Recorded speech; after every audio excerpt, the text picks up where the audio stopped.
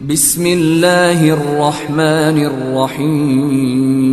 وہ چیز کھائیں، حلال کھائیں، حلال چیز کو حلال پیسے سے لیں، حلال پیسے میں جو واجبات ہیں خمس و زکوٰۃ وہ بھی ادا کر دیں۔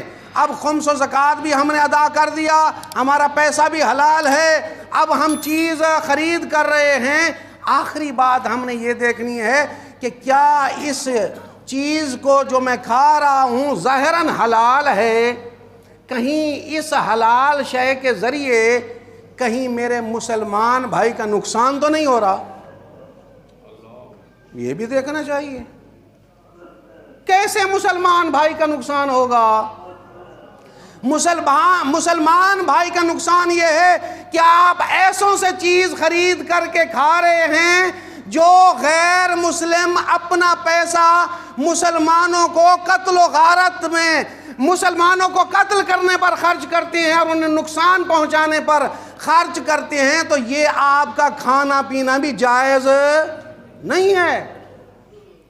آج ہمارے مسلمانوں کی سب سے بڑی مصیبت یہی ہے، ہم مسلمان ہیں، تزکیہ نفس کریں۔ تزکیہ نفس یہ ہے کہ حلال مال سے حلال چیز خرید کے کھائیں صحیح، لیکن اس حلال شے کو دیکھ لیں کہ کہیں ایسی کمپنیاں جو اسرائیل کی کمپنیاں ہیں اور ہمارے فلسطین بھائیوں پر مال اکٹھا کر کے یہی اسلحے بنا کے ہمارے ہی مسلمان بھائیوں کو قتل کریں گی، ایسی کمپنیوں سے لے کے خرید کر کے ہم حلال خرچ کر کے جو کھا رہے ہیں وہ کیا ہم پر حلال ہے یا حرام ہے؟ ہمیں متوجہ ہونا چاہیے۔ میں ایک جملہ کہوں گا، مسلمانوں اگر فلسطین پر مال خرچ نہیں کر سکتے، مسلمانوں اگر فلسطین پر اپنی جان خرچ نہیں کر سکتے، تو مسلمانوں فلسطین والوں کے لیے اپنے ذائقے کی تو قربانی دو۔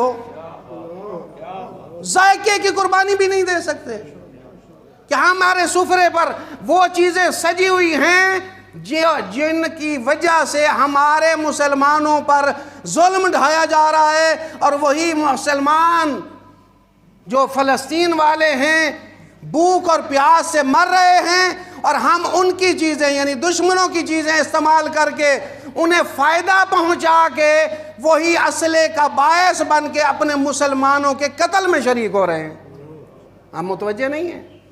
ہم نے اس چیز کو بہت آسان لیا ہے، بہت آسان لیا ہے، جبکہ حقیقت یہ ہے کہ یہ آسان نہیں ہے۔ متوجہ ہونا چاہیے۔ خدا را ماہ رمضان المبارک میں اپنے دسترخوان سے اسرائیلی چیزوں اور اسرائیل ڈرنک اور اسرائیلی مشروبات اور اسرائیلی کھانوں سے پرہیز کر کے اپنا ذائقہ قربان کر کے فلسطین والوں کی حمایت کا اعلان کریں۔ یہ حق بنتا ہے، مسلمانیت کا حق بنتا ہے کہ ہم اس کی طرف متوجہ ہوں۔ اللہ سے دعا ہے کہ اللہ اہل بیت کے صدقے ہمیں ماہ رمضان المبارک میں حلال کھانے اور حلال ذریعے سے مسلمانوں کی مدد کرنے کی توفیق عطا فرمائے۔